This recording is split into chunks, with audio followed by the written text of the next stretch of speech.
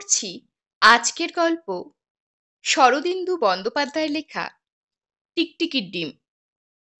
শীতের সন্ধ্যায় আমরা কয়েকজন ক্লাবে বসিয়া রাজনৈতিক আলোচনা করিতেছিলাম, যদিও ক্লাবে বসিয়া উক্তরূপ আলোচনা করা ক্লাবের আইন বিরুদ্ধ।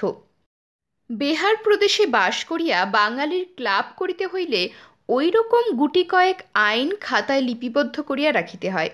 আলোচনা ক্রমশ দুইজন সভ্যের মধ্যে বাগযুদ্ধে দাঁড়াইয়াছিল। আমরা অবশিষ্ট সকলে মনোযোগ দিয়া শুনিতেছিলাম। পৃথ্বী বলিল, যাই বল, গান্ধী টুপি পরলেই দেশভক্ত হওয়া যায় না।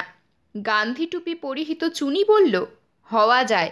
বাংলাদেশের 7 কোটি লোক যদি গান্ধী টুপি পরে তাহলে অন্তত 1 কোটি গজ খদ্দর বিক্রি হয়।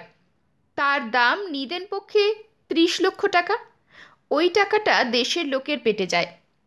পৃথ্বী বলিল, হতে পারে, কিন্তু টুপি পরলে বাঙালির বিশেষত্ব নষ্ট হয়। তা সে যে টুপিই হোক, লাঙ্গাশির হচ্ছে বাঙালির বিশেষত্ব। চুনি চটিয়া উঠিয়া বলিল, কেবল ওই বিশেষত্বের জোরে যদি বাঙালি বেঁচে থাকতে চায় তাহলে তার গলায় দড়ি দিয়ে মরা উচিত।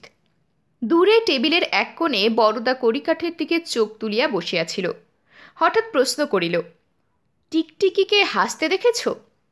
অপ্রত্যাশিত প্রশ্নে তার্কিক দুজনে কিছুক্ষণের জন্য গুম হইয়া গেল। তারপর সবাই একসঙ্গে হাসিয়া উঠিল। হাসি থামিলে বরদা বলিল, হাসির কথা নয়, মিথ্যে মিথ্যে গল্প বানিয়ে বলি আমার একটা দুর্নাম আছে। সেটা কিন্তু নিন্দুকের অখ্যাতি। সেফ গান্ধী টুপি পরলে দেশ উদ্ধার হয় কিনা বলতে পারি না, কিন্তু গয়ায় পিণ্ডি দিলে যে বদ্ধ জীবাত্মার মুক্তি হয় তার সদ্য সদ্য প্রমাণ যদি চাও তো আমি দিতে পারি। সকলেই বুঝিল একটা গল্প আসন্ন হইয়াছে। অমূল্য উঠিয়া দাঁড়াইয়া বলিল, এইবার গাজার শ্রাদ্ধ হবে, আমি বাড়ি চললুম। দরজা পর্যন্ত গিয়া ফিরিয়া দাঁড়াইয়া বলিল, দেখো, তোমরা যদি ভালো চাও তো বড়দাকে ক্লাব থেকে তারাও বলছি, নইলে শুদ্ধ গাজার ধোঁয়ায় এ ক্লাব একদিন বেলুনের মতো শূন্যে উড়ে যাবে। বলিয়া হন হন করিয়া বাহির হইয়া গেল। বড়দা একটা নিঃশ্বাস ফেলিয়া বলিল, সত্যি কথা যারা বলে তাদের এমনই হয়। যিশুকে তো ক্রুশে চড়তে হয়েছিল। যাক, ঋষি, একটা সিগার দাও তো। ঋষি বলিল, সিগার নেই, বিড়ি খাও তো দিতে পারি। বড়দা আর একটা দীর্ঘশ্বাস মোচন করিয়া বলিল, থাক, দরকার নেই। দেখি যদি আমার পকেটে। নিজের পকেট হইতে সিগার বাহির করিয়া সযত্নে ধরাইয়া বড়দা বলিতে আরম্ভ করিল, ব্যাপারটা এতই তুচ্ছ যে বলতে আমারই সংকোচ বোধ হচ্ছে, কিন্তু তোমরা যখন শুনবে বলে ঠিক করেছ তখন বলেই ফেলি। দেখো, শুধু যে মানুষ মরেই ভূত হয় তা নয়, পশু পক্ষী এমনকি কীটপতঙ্গ পর্যন্ত মৃত্যুর পর প্রেতজনি প্রাপ্ত হয়। তার প্রমাণ আমি একবার পেয়েছিলুম। এই তো সেদিনের কথা, বড় জোর বছর 2 হবে। ছুটির সময় কাজের তাড়া নেই, তাই নিশ্চিন্ত মনে গি দ্য মোপাসার গল্পগুলো আর একবার পড়ে নিচ্ছি। আমাদের দেশের অকালপক্ষ তরুণ সাহিত্যিকেরা দ্য মোপাসার দোষটি 16 আনা নিয়েছেন, কিন্তু তার গুণের কড়াক্রান্তিও পাননি। যাকে বলে বিশ্বের সঙ্গে খোঁজ নেই কুলোপানা চক্কর। সে যাক, সে রাত্রে টেবিলে বসে এক মনে পড়ছি। কেরোসিনের বাতিটা উজ্জ্বলভাবে জ্বলছে। হঠাৎ এক সময় চোখ তুলে দেখি একটা প্রকাণ্ড টিকটিকি কখন টেবিলের ওপর উঠে পোকা ধরে খাচ্ছে। টিকটিকিটার স্পর্ধা দেখে একেবারে অবাক হয়ে গেলুম। জগতে যত রকম জানোয়ার আছে, আমার বিশ্বাস তার মধ্যে সবচেয়ে টিকটিকি বিভৎস। মাকড়সা, আরশোলা, শুঁয়োপোকা, কচ্ছপ, এমনকি ব্যাঙ পর্যন্ত আমি সহ্য করতে পারি, কিন্তু টিকটিকি, জানো, টিকটিকির এক কানের ভেতর দিয়ে আরেক কান পর্যন্ত পরিষ্কার দেখা যায়। তার লেজ কেটে দিলে লেজটা বিচ্ছিন্ন হয়ে আপনা আপনি লাফাতে থাকে। মোট কথা, টিকটিকি দর্শন মাত্রেই আমার প্রাণে একটা অহেতুক আতঙ্কের সঞ্চার হয়। পেটের ভেতরটা কেমন যেন খালি হয়ে যায়, শির দ্বারা শিরশির করতে থাকে। হাসির কথা মনে হচ্ছে, কিন্তু তা নয়। ডিউক অফ ওয়েলিংটনের বেড়াল দেখলে ওই রকম হতো। যা হোক, টিকটিকিটাকে আমার টেবিলের উপরে স্বচ্ছন্দে বিচরণ করতে দেখেই আমি তড়াক করে চেয়ার ছেড়ে উঠে দাঁড়ালুম। তারপর দূর থেকে তাকে একটা তাড়া দিলুম।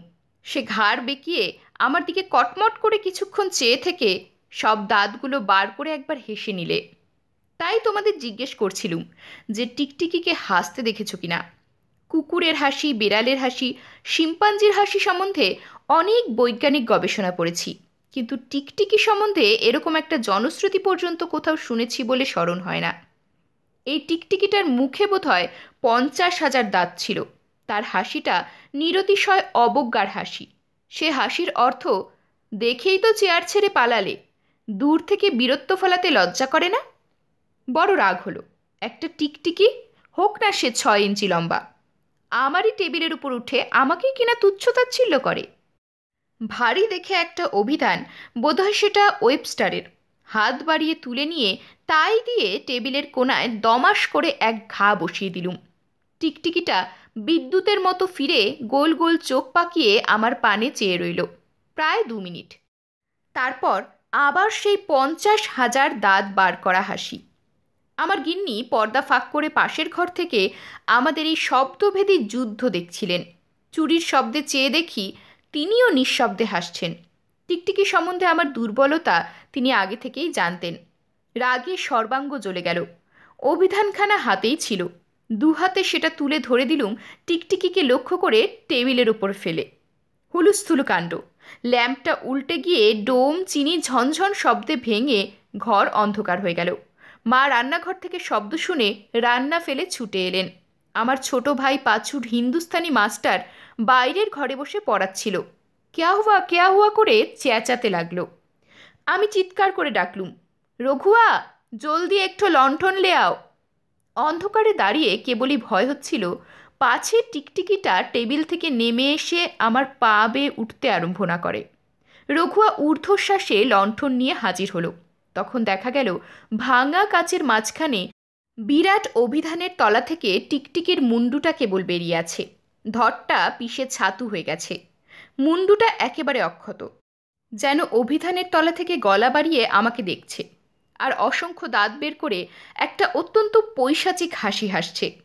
আমার পা থেকে মাথা পর্যন্ত 2-4 বার শিউরে উঠল। বিভৎস মৃতদেহটাকে ফেলে দেওয়ার হুকুম দিয়ে বিছানায় গিয়ে শুয়ে পড়লুম। সে রাত্রে আর ভাত খাবার রুচি হলো না। সমস্ত রাত্রি ঘুমের মধ্যে কতগুলো দুঃস্বপ্ন ঘুরে ঘুরে বেড়াতে লাগলো। সেগুলোকে চেতনা দিয়ে ধরাও যায় না, অথচ কিছু নয় বলে উড়িয়ে দেওয়াও চলে না। সকালে যখন বিছানা ছেড়ে উঠলুম তখন শরীর মনে প্রফুল্লতার একান্ত অভাব। বিরস মনে বাইরের ঘরে বসে চা খাচ্ছি।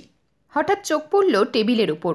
দেখি 2টি ছোট ছোট ডিম পাশাপাশি রাখা রয়েছে, দেখতে ঠিক খড়ি মাখানো করম চার মতো। ইতিপূর্বে টিকটিকির ডিম কখনো দেখিনি, কিন্তু বুঝতে বাকি রইল না যে এই দুটি সেই বস্তু। হাঁকাহাঁকি করে চাকরদের জেরা করলুম, কে এখানে ডিম রেখেছে? কিন্তু কেউ কিছু বলতে পারলেন না। এমনকি প্রহারের ভয় দেখিয়েও তাদের কাছ থেকে কোনো কথা বার করা গেল না। তখন পেঁচোর ওপর ঘোর সন্দেহ হলো। পেঁচোকে নিয়ে পড়লুম। সে শেষ পর্যন্ত কেঁদে ফেললে, কিন্তু অপরাধ স্বীকার করলে না। শাস্তিস্বরূপ তাকে ডিম দুটো বাইরে ফেলে দেবার হুকুম দিলুম। এ যে আমাকে ভয় দেখাবার উদ্দেশ্যে কোনো লোকের বজ্জাতি, এই কথাই গোড়া থেকে আমার মনে বদ্ধমূল হয়ে গিয়েছিল। কিন্তু কিছুক্ষণ পরে চাবি দেওয়া দেরাজ খুলেও যখন দেখলুম তার মধ্যে সাদা সাদা ক্ষুদ্রাকৃতির 2টি ডিম বিরাজ করছে, তখন কেমন ধোকা লাগলো। তাই তো, এখানে ডিম কে রাখে? তারপর দেখতে দেখতে বাড়িময় যেন টিকটিকির ডিমের হরির লুট পড়ে গেল। যেদিকে তাকাই, যেখানে হাত দিই, সেখানেই 2টি করে ডিম। হঠাৎ যেন জগতের যত স্ত্রী টিকটিকি সবাই সংকল্প করে আমার চারিপাশে ডিম পাড়তে শুরু করে দিয়েছে। এমনই ব্যাপার 2 দিন ধরে চলল। মন এমন সন্ত্রস্ত এবং বিভ্রান্ত হয়ে উঠল যে সহসা কোনো একটা জায়গায় হাত দিতে পর্যন্ত ভয় করতে লাগলো, পাছে সেখান থেকে টিকটিকির ডিম বেরিয়ে পড়ে। কিন্তু সাধারণ 5 জনের কাছে এ ব্যাপার এতই অকিঞ্চিতকর যে মনের কথা কাউকে খোলসা করে বলাও যায় না। টিকটিকির ডিম দেখেছে, তার আর কি হয়েছে? এ প্রশ্ন করলে তার সদুত্তর দেওয়া কঠিন। আমিও নিজেকে বোঝাবার চেষ্টা করলুম, কিন্তু বিশেষ ফল হলো না। বরঞ্চ সর্বদা মনের মধ্যে এই কথাই আনাগোনা করতে লাগলো যে এ ঠিক নয়, স্বাভাবিক নয়, কোথাও এর একটা গলদ আছে। কিন্তু একটা টিকটিকিকে অপঘাতে মেরে ফেলার ফলেই এই সমস্ত ব্যাপার ঘটছে, সহজ বুদ্ধিতে এ কথাও মেনে নেওয়া যায় না। তবে কি এ? অনেক ভেবেচিন্তে স্থির করলুম সম্ভবত যে টিকটিকিকে সেদিন অত্যন্ত অন্যায়ভাবে বধ করেছিলুম তারই গর্ভবতী বিধবা বিরহ যন্ত্রণায় অস্থির হয়ে কেবলই ডিম পেড়ে বেড়াচ্ছে। এছাড়া আর যে কি হতে পারে তা ভেবে পেলুম না। বাড়িতে যখন মন অত্যন্ত বিভ্রান্ত হয়ে উঠেছে তখন একদিন সন্ধেবেলা ভাবলুম যাই ক্লাবে।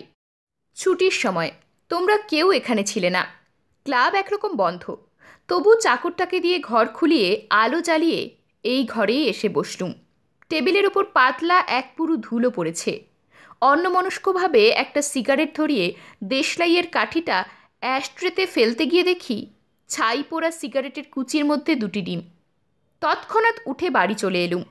মা আমার মুখের দিকে তাকিয়ে বললেন, হ্যাঁ রে, কদিন থেকে তোর মুখখানা কেমন শুকনো শুকনো দেখছি, শরীর কি ভালো নেই?